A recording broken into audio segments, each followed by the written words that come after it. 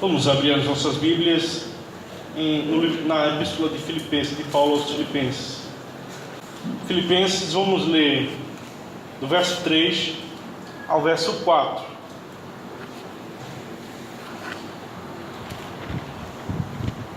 Nada façais por partidarismo ou vanglória, mas por humildade, considerando cada um os outros superiores a si mesmo.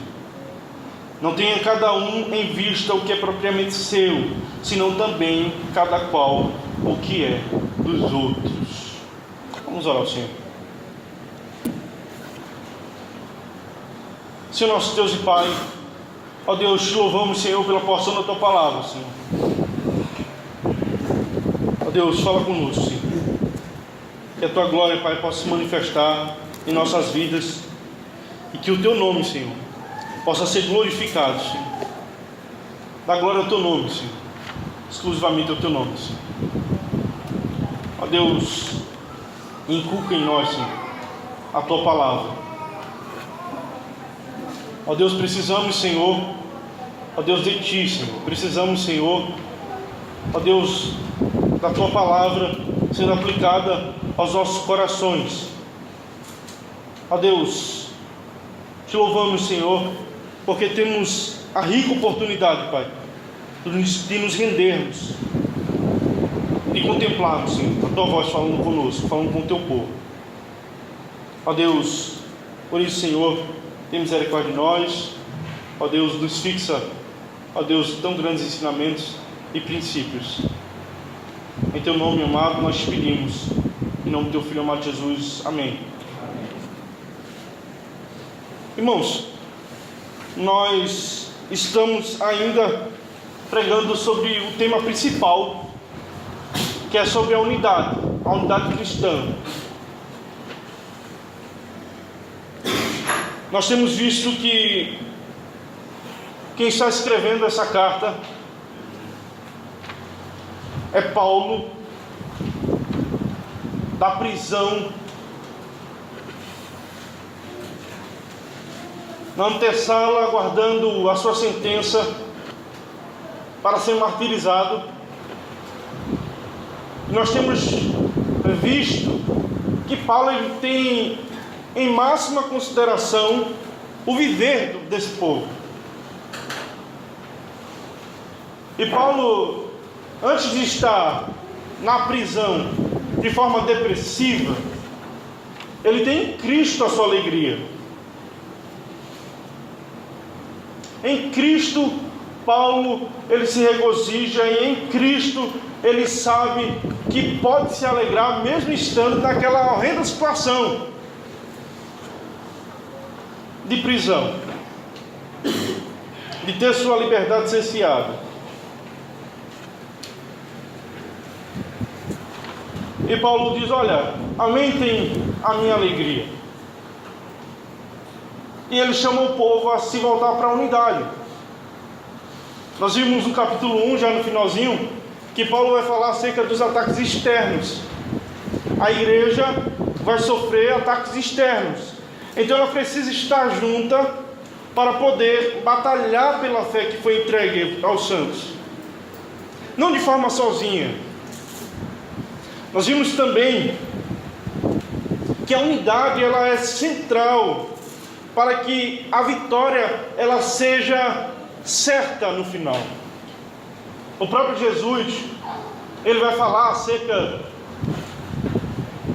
desse princípio, e ele vai dizer: olha, uma casa dividida em si mesma, ela vem à ruína. Ele vai falar, dando a aplicação, dizendo o seguinte: olha, se Beelzebul está contra Beelzebul, você está fazendo errado. Ele diz assim: nem ele faz isso, quanto mais na aplicação, quanto mais a gente deve fazer. Não se deve agir dessa forma, porque senão certamente iremos a pique.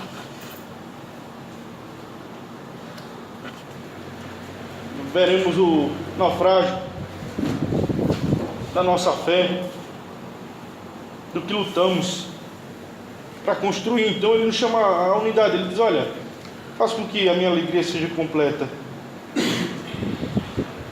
Completar a minha alegria, de modo que penseis a mesma coisa, tenhais o mesmo amor, sejais unidos de alma, tendo o mesmo sentimento.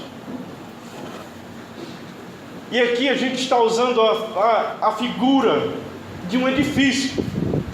A primeira pregação, no capítulo 2, foi alicerçando, colocando os alicerces da unidade.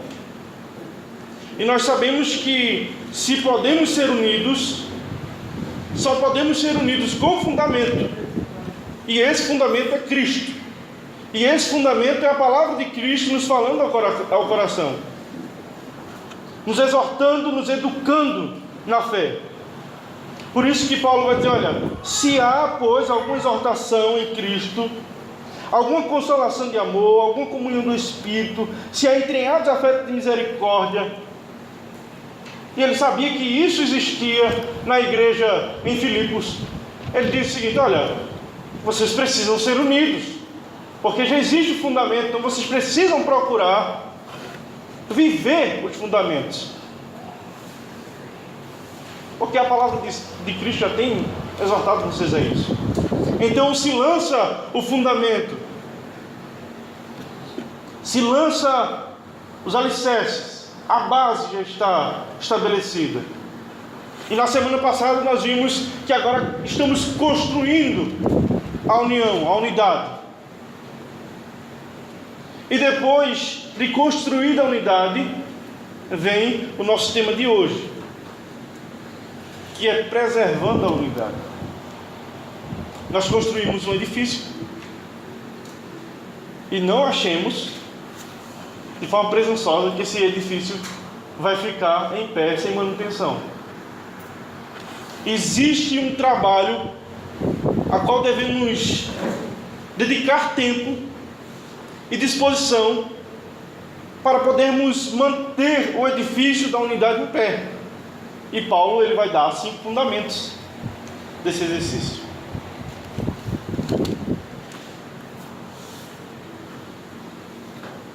Um dia, um certo homem foi convidado a visitar um sanatório, uma casa de loucos, um hospício. E o enfermeiro começou a lhe mostrar as instalações, toda a unidade. E foi entrando em aula, abrindo porta, fechando porta e passando por todas as aulas. E aquele homem, no final da visita, ele está meio preocupado. E o enfermeiro olha assim e faz, por que você está tão preocupado? Que cara de preocupação é essa? Ele diz, olha, eu vou lhe ser sincero, eu me senti super inseguro nesse local. Por quê? O enfermeiro perguntou.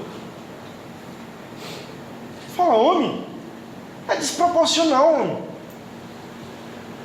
Você tem 20 loucos para um enfermeiro.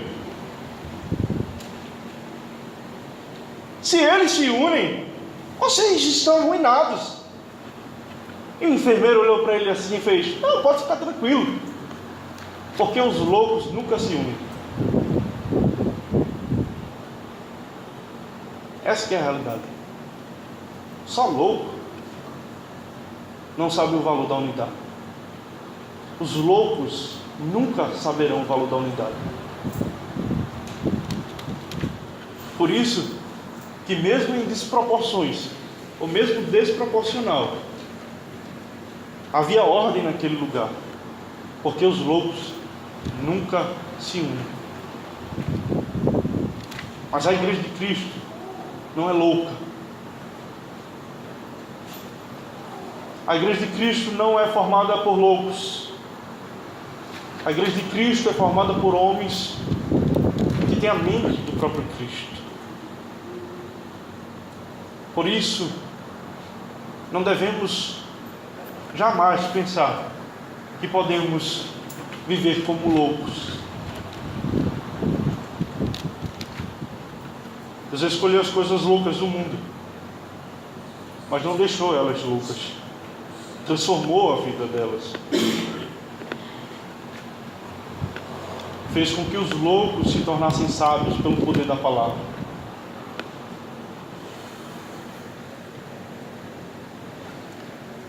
Por isso que é tão pertinente nos voltarmos para esse assunto da unidade. E o Senhor tem falado conosco, dizendo o seguinte: se unam, se unam. Eu tenho falado com os irmãos, domingo após domingo, o Senhor tem falado conosco: se unam, se unam, se unam. Em um mundo em que o eu é louvado, as necessidades do eu é colocado acima de qualquer coisa, nós precisamos lutar, e lutar constantemente contra a ideia de supervalorização do nosso ego, para podermos entender que Cristo morreu pela igreja. Cristo morreu por um povo. E esse povo não é constituído de você, é constituído de pessoas. São várias pessoas, sabe? Só os loucos dizem: eu sou a igreja. Você não é a igreja. Você, no mínimo, faz parte da igreja, mas você não é a igreja. Você não é a igreja. Você faz parte da igreja. E Paulo, ele vai dar 5 meios para se preservar essa unidade. Nós jogamos o alicerce, nós construímos o nosso edifício, e ele vai dizer: agora vocês vão entender como manter esse edifício da unidade em pé.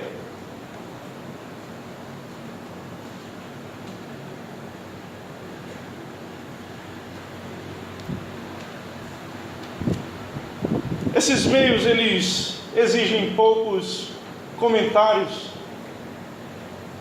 porque por si só eles já são uma explicação.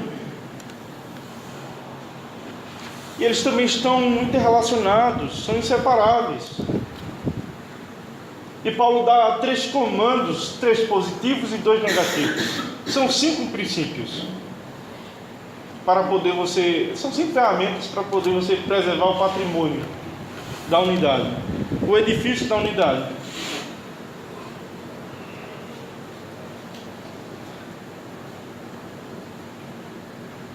E agora ele chama os crentes em Filipos. Ele diz: olha, vocês são aqueles que vão manter esse edifício. Venham, assumam a responsabilidade. Não deixe as teias da discórdia juntar no canto do teto. As traças que vão corroer a união, não deixem. Assumam a responsabilidade. Não fique esperando que o outro assuma.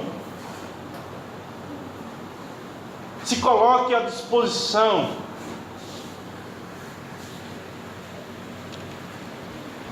E é nessa disposição que Paulo ele vai começar a dar ordens. Ele vai dizer no verso 3, vai iniciar: nada façais por partidarismo. Esse é o primeiro ponto. Ele vai dar aos reformadores, aos mantenedores da união: não façam nada por partidarismo. Esse partidarismo aqui, no grego, ele pode ser, ele também é conhecido como discórdia. Nada façam por discórdia, partidarismo. Não façam nada por espírito partidário faccioso. A gente consegue entender essa palavra partidarismo, principalmente no ambiente que nós estamos vivendo, sociopolítico. tem o pessoal do PT, o pessoal do PSL, do PSOL, são partidos. E fica fácil de entender, porque sabemos que essas pessoas usam siglas diferentes porque pensam diferente. Pensam diferente, de forma contrária. Em algum momento eles se partiram. Não existe união quando há partido. Já está dizendo, é partido. Unido, partido.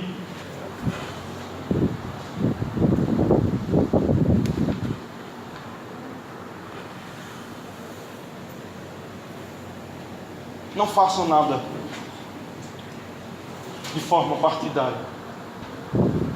Não ache que a igreja é lugar de você hastear a bandeira de partido, não político, mas de ideia sua,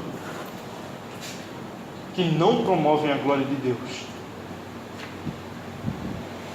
Não promovem em nenhum momento a glória de Deus.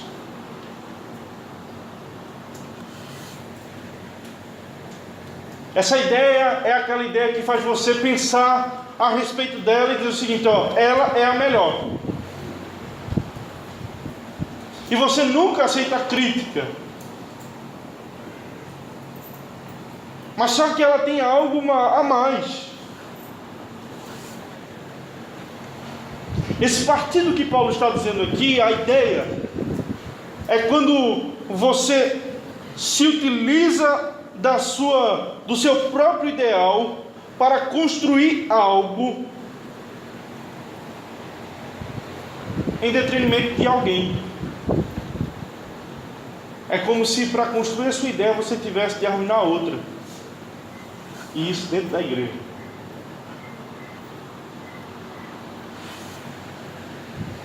Para que você tenha que ganhar, para que você ganhe, outros têm que perder.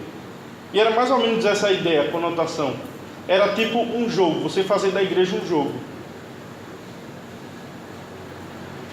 Você está vendo que isso está quebrando a união da igreja? Aí o camarada vai dizer assim: é melhor estar separado pela verdade do que unido pela mentira. Outros usam Calvino e dizem assim: até o cão late quando seu dono é atacado, quanto mais eu. E isso é verdade. O que se foi dito é verdadeiro. Mas não quando o espírito é partidário. Não quando o fim último é Cristo. Não quando o fim último não é Cristo. Essa ideia está completamente equivocada quando a glória não é de Cristo, mas sua. E Paulo vai dizer: olha, não ajam dessa forma, não façam assim. Na igreja de Cristo não é assim, não se faz assim em Israel. Não se faz assim na igreja de Cristo.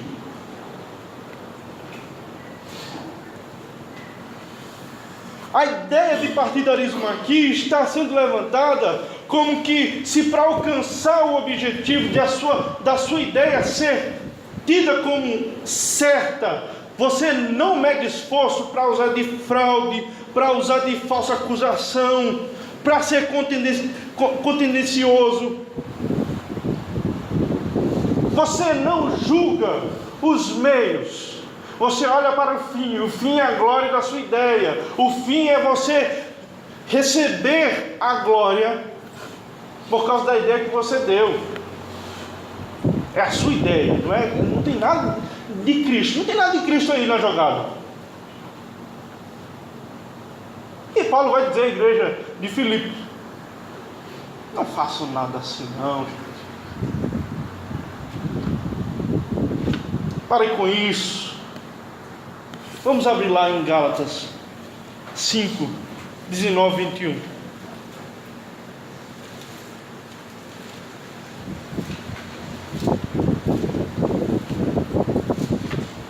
Vamos ler todos, do 19 ao 21. Todos. Ora, as obras da carne são conhecidas e são prostituição, lascívia, idolatria, feitiçarias, inimizades, porfias, ciúmes, iras, discórdias, dissensões, facções, invejas, bebedices, glutonarias e coisas semelhantes a estas, a respeito das quais eu vos declaro, como já outrora vos preveni, que não herdarão o reino de Deus os que tais coisas praticam. Nossa!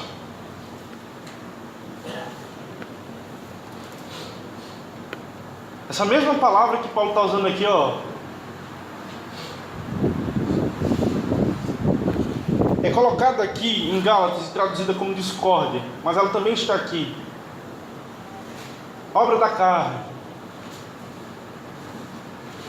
Nada façais por discórdia, nada façais por partidarismo. Você está agindo por discórdia. Sabe o que Paulo está dizendo aqui, ó? Não ajam dessa forma, porque os que agem dessa forma não herdarão o reino dos céus. Os que vivem na prática do partidarismo, da discórdia, eles não herdarão o reino dos céus. Então a primeira coisa que a gente observa é que Paulo está tendo cuidado até com os praticantes da discórdia, está dizendo o seguinte: olha, para com isso, porque o fim disso não é a glória de Cristo, o fim disso é você sendo lançado no inferno. Se você morre com essa ideia partidária de discórdia dentro da igreja de Cristo, o fim não é o paraíso, o fim não é a glorificação, o fim é a danação eterna. Então pare com isso.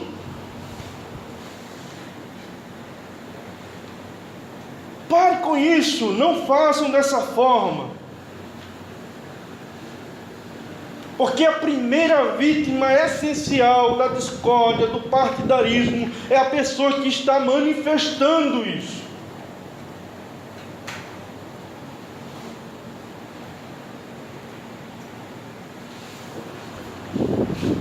O partidário,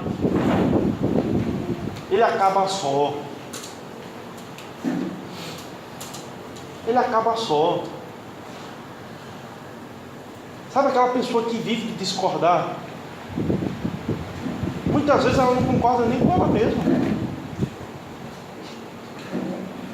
Olha, o que tem de gente assim, ó. Nossa, o que tem de gente assim. Judas dá nome aos bois. Judas vai dizer assim: olha, os que assim agem são pastores de si mesmos. Não tem cuidado nenhum com o povo de Deus. Não tem cuidado nenhum, pode ver. Ele lança a ideia, ele não tem cuidado com as consequências que essa ideia vai trazer no meio da igreja de Cristo. Porque Cristo chamou um povo. Cristo não me chamou de forma única. Cristo chamou um povo, a sua igreja.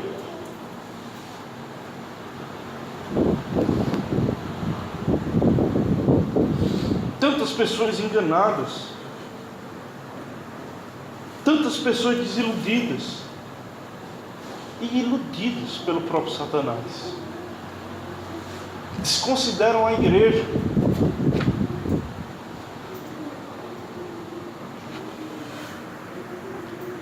Pessoas que vivem de partido em partido e partido. A gente observando o Novo Testamento, a igreja que mais vai manifestar essa atitude é a igreja de Corinto. Igreja boa, né? A igreja primitiva, todo mundo fala da ideia da igreja primitiva, né? A igreja primitiva era perfeita. A igreja primitiva de Corinto lá. Mas não dizia, olha, eu sou de Paulo, dizia, eu sou de Apolo, sou de Pedro. E outros não diziam, não, eu sou de Cristo. E Paulo vai dizer, olha, eu vou morrer por vocês, vocês foram batizados em meu nome. Parem com isso. Parem com isso. Nada façais por partidarismo.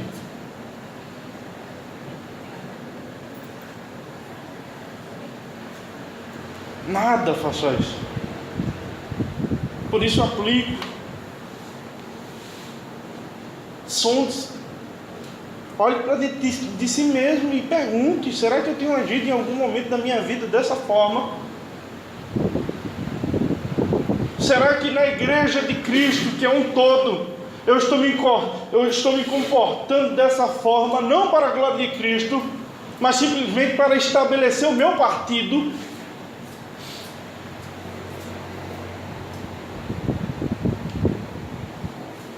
Tem gente que é tão do contra que ele absorve, por exemplo, a doutrina da graça, não para glorificar a Cristo, mas porque encontrou nela uma chance de discordar de todos aqueles que estavam do lado dele. Pá,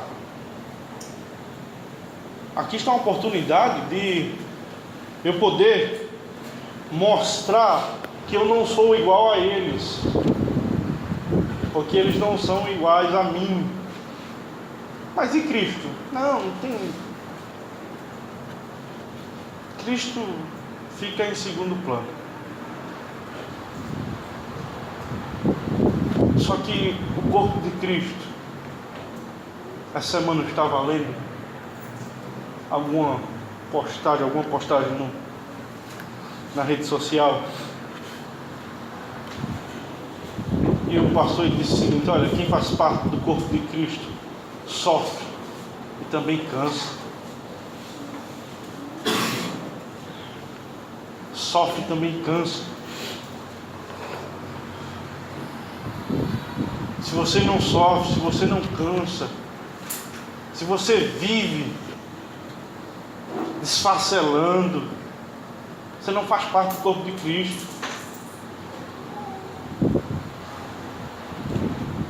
A consequência lógica é que a graça nunca te alcançou. Você pode ter conhecimento acerca de Cristo, você pode ter conhecimento acerca da doutrina de Cristo, mas a verdade é que essa doutrina não foi aplicada ao seu coração e você vive de partido, e vive de forma partidária dentro da igreja de Cristo. O salmista Davi dizia: sonda, meu Deus, e conhece o meu coração, prova-me e conhece os meus pensamentos, vê se há em mim algum caminho mau e guia-me pelo caminho eterno. Aplique essa oração ao seu coração. Pergunte ao Senhor se de fato as tuas atitudes, as tuas obras, de fato glorificam a Deus de forma completa, se o fim último é a glória de Deus. Você quer manter a unidade? O edifício da unidade? Pare com o partidarismo. Nem hoje, nem amanhã. Se você estava com pensamentos partidários, hoje é o dia em que você vai dizer: Senhor, não mais.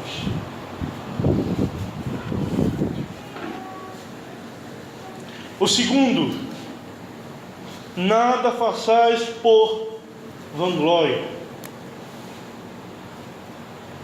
Sabe o que é vanglória? Vanglória é uma ambição egoísta de querer fazer com que a sua imagem ela seja destacada. Esse não faça aqui está muito ligado com o primeiro.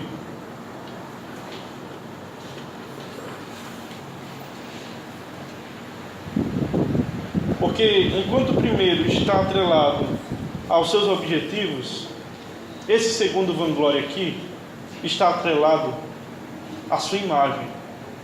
Não é mais ao seu objetivo, não é mais à sua ideia. Né? Muita gente diz assim: fulano de tal não é mais uma pessoa, é uma ideia. Não é mais a ideia, é você, a sua imagem sendo estabelecida acima de todos os outros. E Paulo vai dizer, não faça nada por isso. Não faça nada querendo se destacar no meio do povo de Deus. Sabe aquela ideia de aquele que quer ser o primeiro vai ser o último?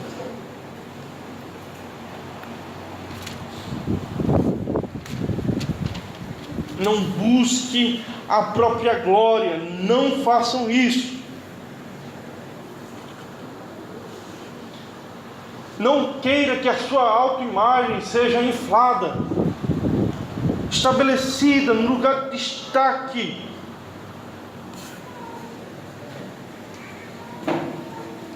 É a pessoa que atribui todos os seus feitos à sua própria imagem.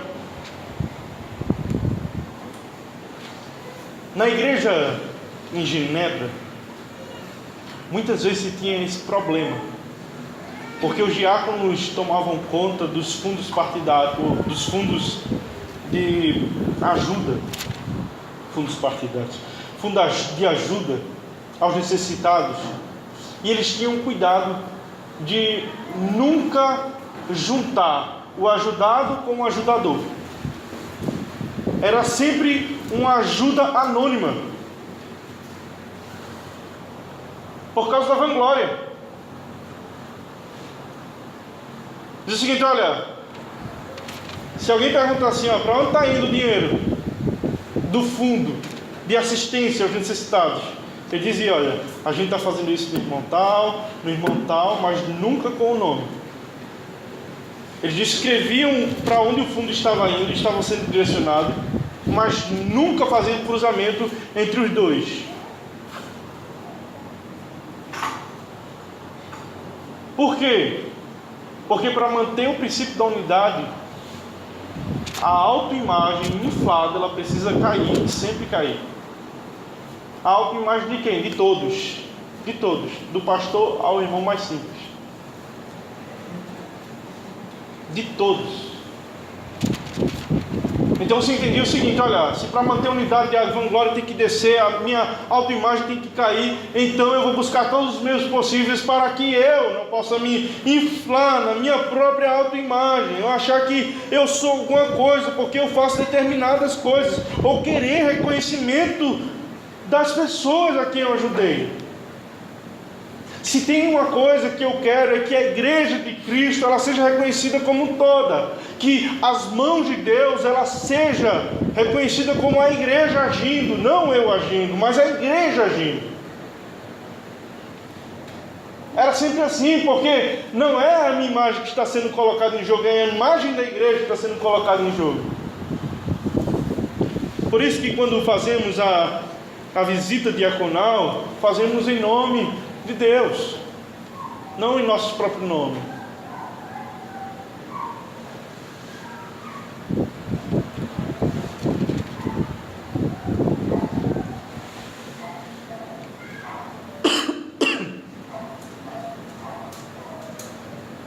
Perdão.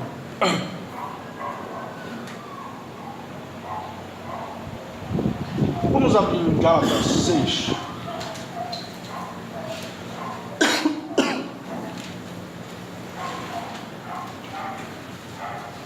Gálatas 6:3.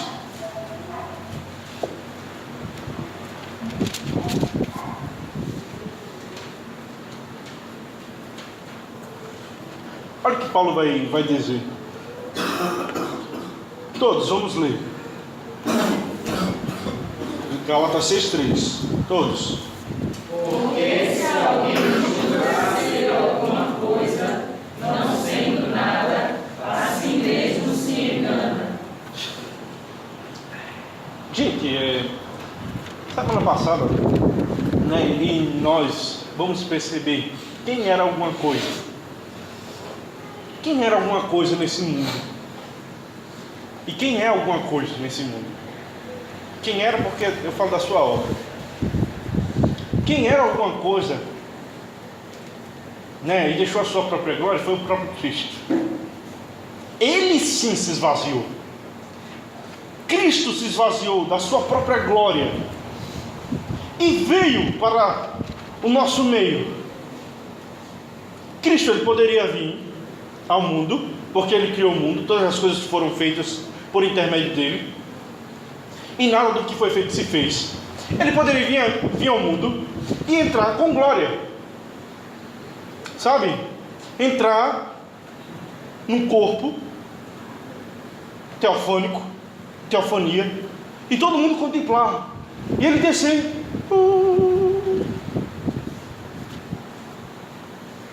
e dizer assim: eu sou o rei, dobrem-se todos os joelhos perante mim. Ele poderia falar isso. Ele poderia.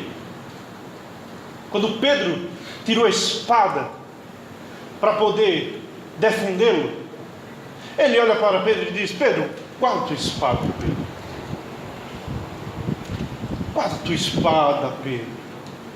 Porque você acha que se isso não fosse o papel que eu vim de livre e espontânea vontade, fazer e servir e me dedicar, você acha que o meu pai me entregaria assim na mão desses fracotes?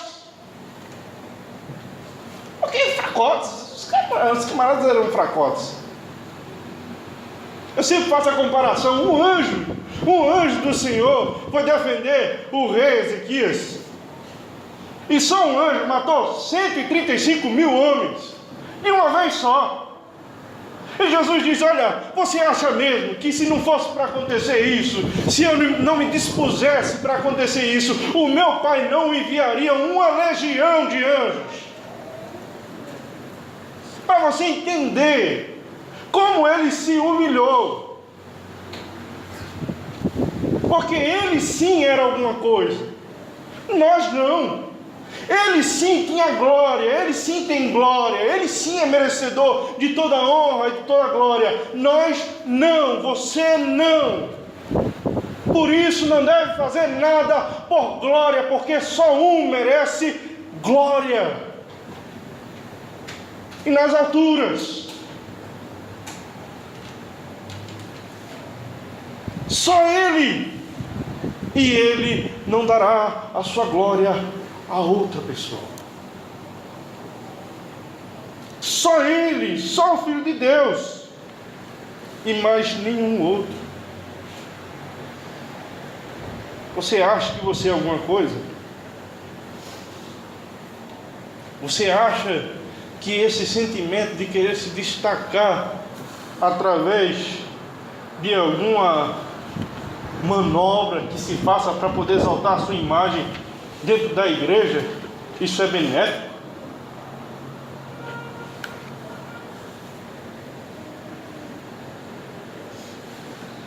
Não façam nada por vanglória.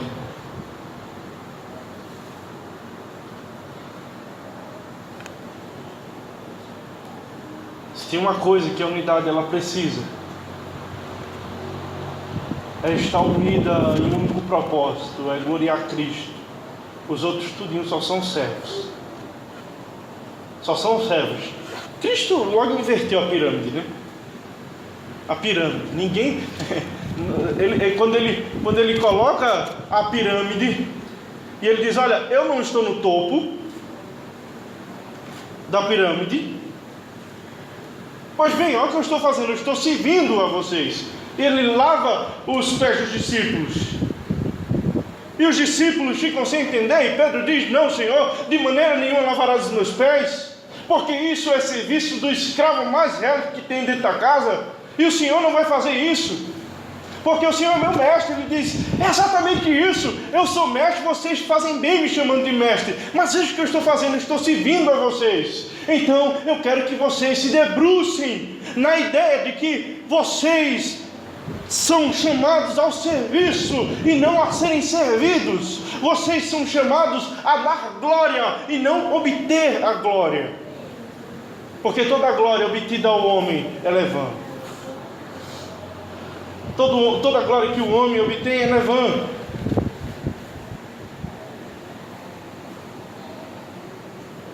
Faça aplicação. Como é que está a sua imagem? Como é que você tem sido reconhecido? Como servo? Ou como aquele que é servido?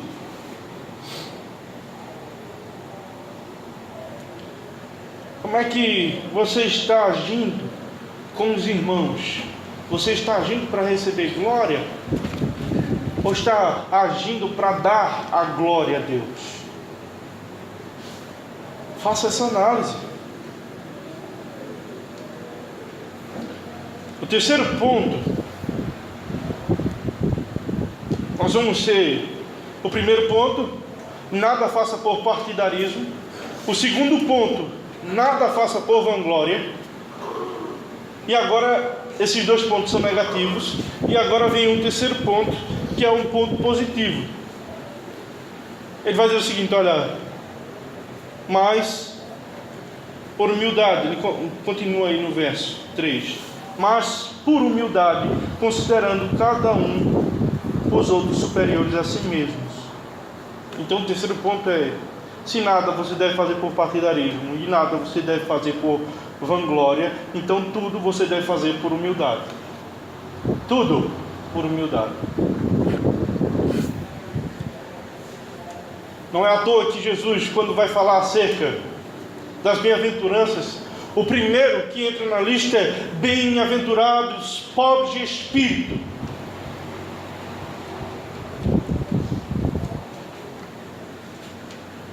É sinônimo. Tudo por humildade. Você não dá para ser humilde se você não se considerar pobre de espírito. Sabe o que é pobre de espírito? Muita gente aplica, né, dizendo o seguinte: olha, fulano é muito egoísta, pobre de espírito. Já ouviu isso? Eu já ouvi isso várias vezes. Ah, fulano é muito tranqueiro. Que pobreza de espírito. Só que pobreza de espírito, de fato, é reconhecer que você nada tem e nada é. Bem-aventurados os pobres, mais do que felizes são os pobres de espírito, em saber que nada tem, e tudo que ele tem veio de Deus, e tem que voltar para Deus. Nada partiu dele, ele é pobre.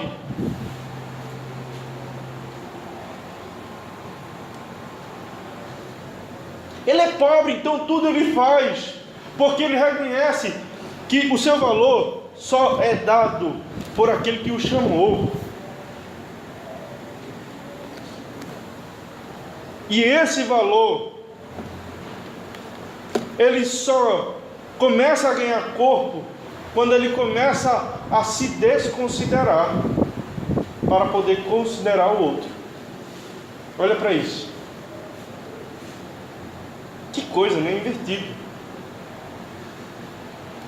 Você só vai começar a ter valor dentro do corpo de Cristo quando você começar a valorizar ainda mais os outros. É assim.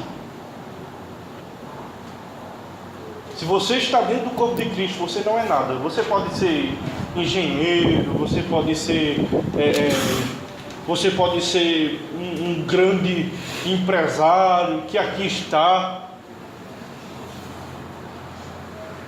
mas dentro do corpo de Cristo você não é nada além de servo.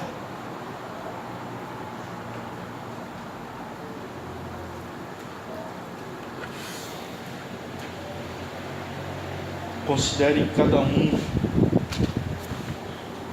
ou considere os outros superiores a si mesmo. Você não é nada, ok? Faça tudo por humildade. O provérbio vai dar uma lista extensa acerca do orgulho.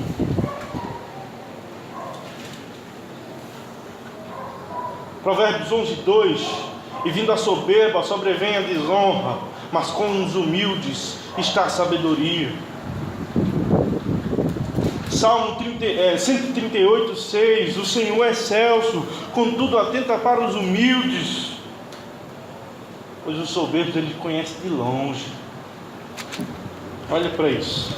1 de Pedro 5, do verso 5 ao 6: rogo igualmente aos jovens, sede submissos aos que são mais velhos, Outro ensina o trato de uns com os outros, cingivos de toda humildade, porque Deus resiste aos soberbos, contudo aos humildes concede a sua graça. Humilhai-vos, portanto, sobre a poderosa, sobre a potente mão de Deus, para que Ele, em seu tempo oportuno, vos exalte. Olha para isso.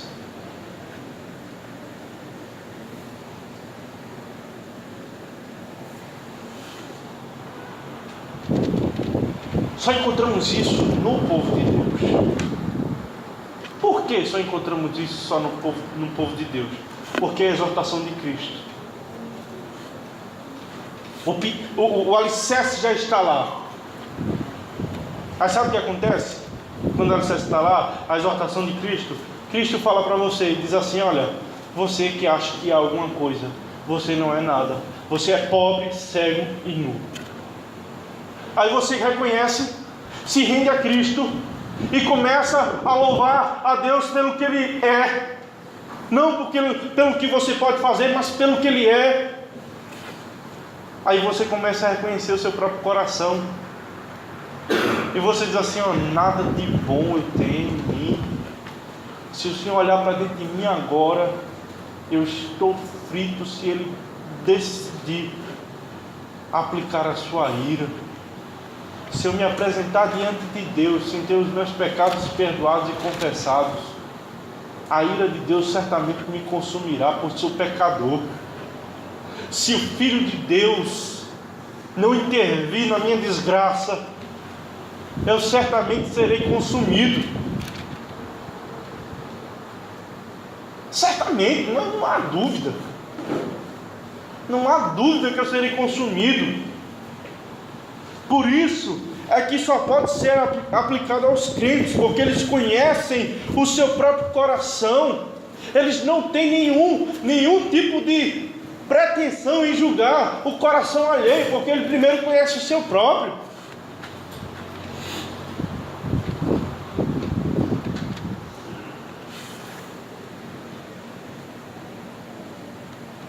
Quando se reconhece a pecaminosidade dos nossos corações, nós começamos a entender que não existe autoexaltação, arrogante, não existe nada disso. Tudo vai por água abaixo. Irmão, o próprio Paulo, ele se considera o menor dos apóstolos, não apto a ser chamado de apóstolo, em 1 Coríntios 15:9. Ele se reconhece como o menor de todos os santos em Efésios 3:8. E até mesmo como o principal dos pecadores em 1 Timóteo 1:15. Como poderia qualquer um de nós, homens que não fizeram um terço do que Paulo fez, se reconhecer como algo? Esse próprio homem que se humilhou a si mesmo, fazia mais do que qualquer um aqui, o maior apóstolo. O nosso mundo foi transformado pelas viagens missionárias desse homem. E ele mesmo se considerava um nada. Eu sou nada. Se alguém chegasse em Paulo assim e dissesse: rapaz, tu é o cara, ele dizia: sou nada.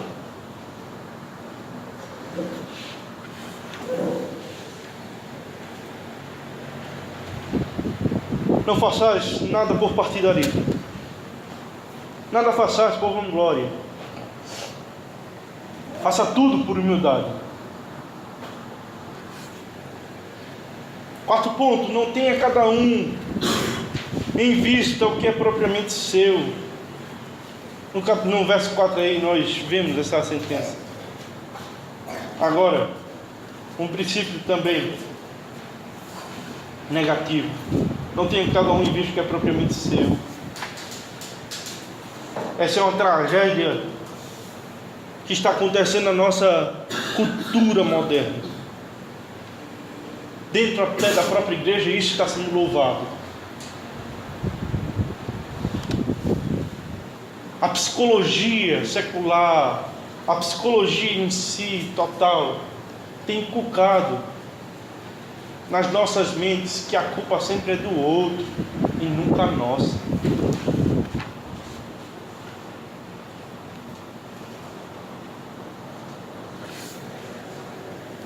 A virtude suprema louvada pelo mundo é o amor próprio. Sabe? O respeito mútuo, ele agora é substituído pelo desrespeito. O serviço mútuo agora é substituído pela indiferença. O amor mútuo agora é substituído pela inimizade, pelo ódio. Porque o erro está nos outros e não em si.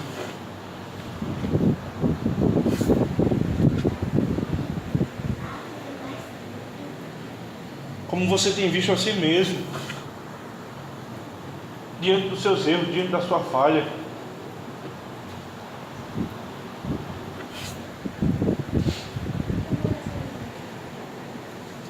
A Bíblia diz: não tenha cada um em vista o que é propriamente seu. E vamos para o último ponto, onde resume tudo. O que é preservar a unidade? É se colocar como um inferior ao outro. E o quinto ponto: coloque os outros em primeiro lugar na sua vida. Coloque os outros em primeiro lugar na sua vida. É uma frase muito interessante. Diz que, eu já disse ela aqui e acho muito certa: quem não vive para servir não serve para viver. De fato, o princípio está aplicado. Não existe bondade em viver para si mesmo.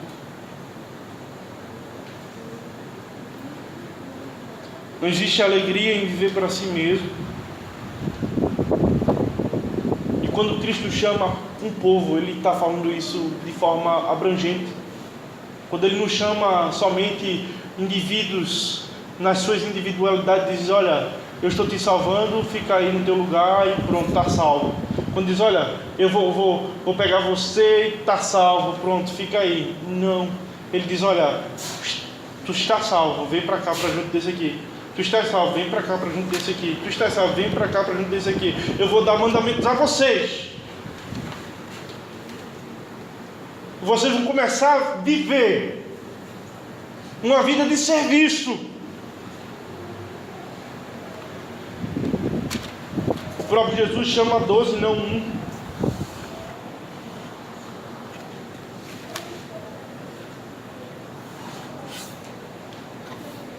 Não tenha cada um em vista o que é propriamente seu, senão também cada qual o que é dos outros. O quinto e último meio que Paulo menciona aqui é para preservar a unidade espiritual. É um olhar que se dedica ao interesse do outro.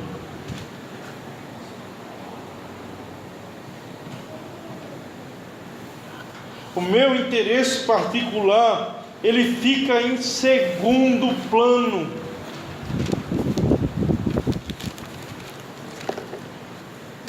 As amizades funcionais, elas param de existir. Você sabe que a amizade funcional é o seguinte: olha, você é meu amigo até eu não precisar mais de você. Os relacionamentos funcionais, eles param de existir. Porque na igreja não existe relacionamento funcional. Por isso que Cristo está nos chamando à unidade. Olha, lembre-se, sintam a dor. Sintam a dor do seu irmão, sinta. Por isso que Paulo, em Romanos 12:15, vai dizer: alegrai-vos com os que se alegram e chorai com os que choram. Chorai com os que choram. Você precisa sentir a dor do irmão. A igreja não chama isso. É aquela coisa que eu falei. Não existe. Não existe essa de membro não sentir a dor do corpo. Ele sente. Ele sente. Leva uma topada para você ver. Sua mão fecha de dor. Você está andando, sabe?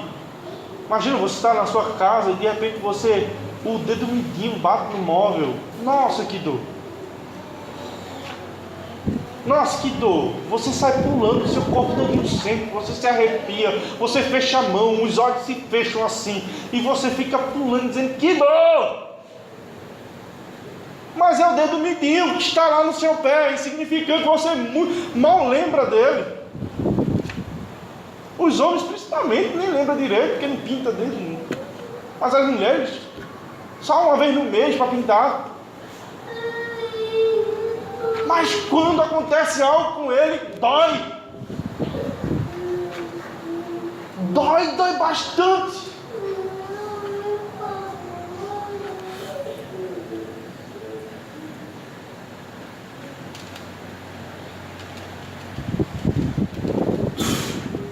Tudo isso aqui é muito fácil de entender, gente.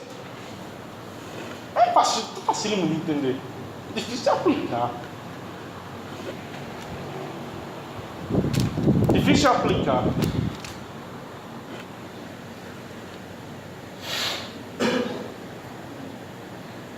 Mas Paulo, ele vai aplicar princípios.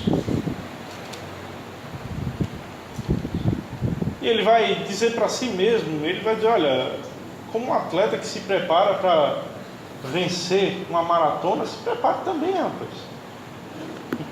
Não se entregue não, você está pensando que vai ser fácil assim, eu vou colocar em prática isso. Não, se exercite na piedade. É o que Paulo vai dizer a Timóteo, exercita-te na piedade, é exercício, sabe, exercício. Fazer exercício é ruim. Sabe quando você está fazendo lá flexão, quando você está se preparando para uma prova, é ruim, os músculos ardem, queimam, e você acha aquilo horrível, você só faz porque tem que fazer para preservar a saúde, alguma coisa desse tipo, porque é ruim. Mas você tem que pegar o seu corpo, e você tem que não ser escravo dele, mas escravizá-lo à vontade de Cristo. Apresentar o vosso corpo como instrumento de justiça, não como instrumento do pecado.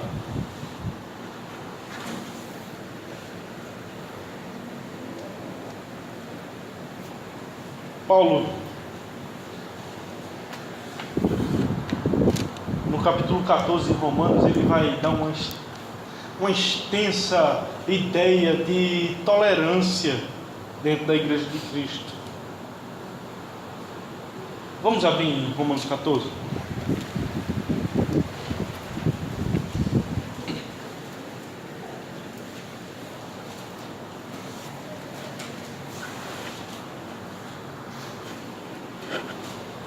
Romanos 14, 19, você vai ver assim, assim pois, sigamos as coisas da paz e também as da edificação uns para com os outros. Aí o verso 21, não é bom comer carne, nem beber vinho, nem fazer qualquer outra coisa com que teu irmão venha tropeçar e se ofender ou se enfraquecer. Pega esse verso 21 aí, e ele vai botar no começo assim, não é bom. Aí lá na frente ele vai dizer, nem fazer qualquer outra coisa. Então, é bom não comer, ou é bom não... Aí pula para fazer. É bom não fazer qualquer outra coisa com que teu irmão venha tropeçar e se ofender, ou se enfraquecer. Olha, vê que coisa. Qualquer outra coisa. Isso é abdicação, sabe? Isso exige um esforço tremendo da gente olhar assim, esse irmão aí não sabe de nada, ele que se vire, eu tenho nada a ver com ele. Você sabe, né? Como eu falo aqui, quando você se torna cristão, não existe mais essa história de não devo nada a ninguém. Não devo nada a ninguém. Claro que deve. Se você não quisesse dever nada a ninguém, ficava em casa. Você deveria ir para sua casa, vai lá, fica lá sozinho com tuas angústias, aí você não deve a ninguém. Mas todo mundo na igreja se importa um com o outro, então não existe essa ideia de não deve nada a ninguém, você deve tudo a todos, porque você faz parte de um corpo. Então quando você doer, dói também no outro. Eu falo para o meu filho, filho, não bota a mão no ventilador, por quê? Porque vai doer. E se acontecer alguma coisa mais grave, você colocar, vai doer em mim. Porque meu filho é uma extensão minha. É mais ou menos essa conexão que existe dentro da igreja.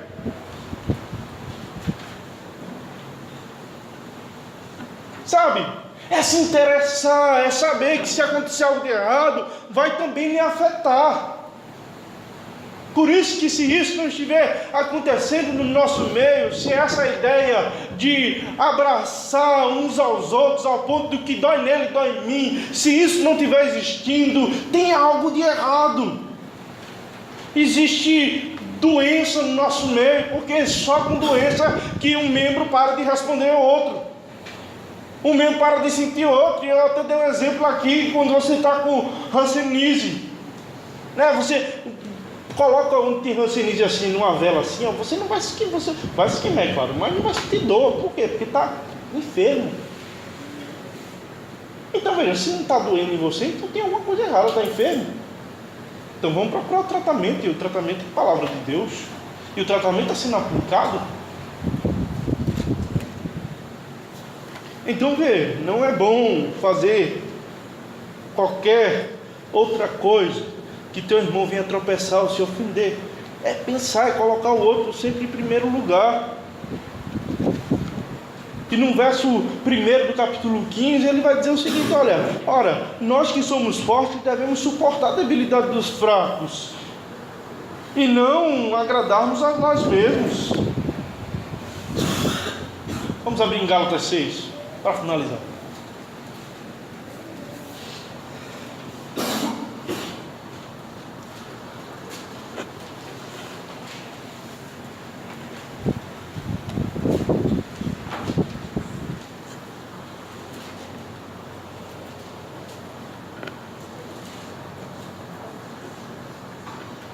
Nós cantamos aqui hoje o Salmo, e o salmista pergunta de que maneira o jovem poderá guardar o seu caminho em santidade.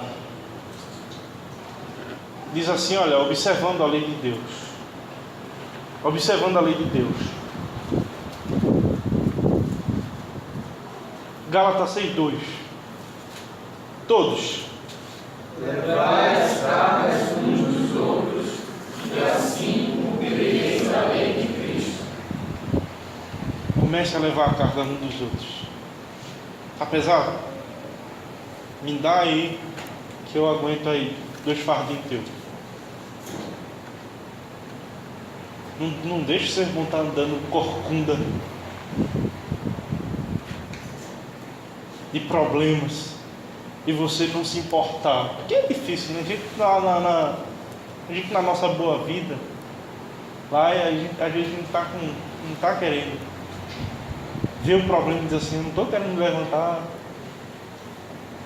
Esse feriadão eu botei na minha cabeça, vou ficar aqui esse dia descansando.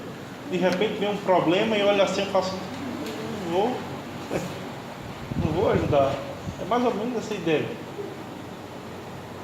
Saiba que você faz parte da igreja de Cristo e que o seu problema deve ser levado em consideração pelo corpo todo, assim como você deve também levar em consideração o problema do todo. Nada façais por partidarismo, nada façais por vanglória, faça tudo por humildade, não tenha cada um em vista o que é propriamente seu, antes coloque os outros em primeiro lugar. Amém?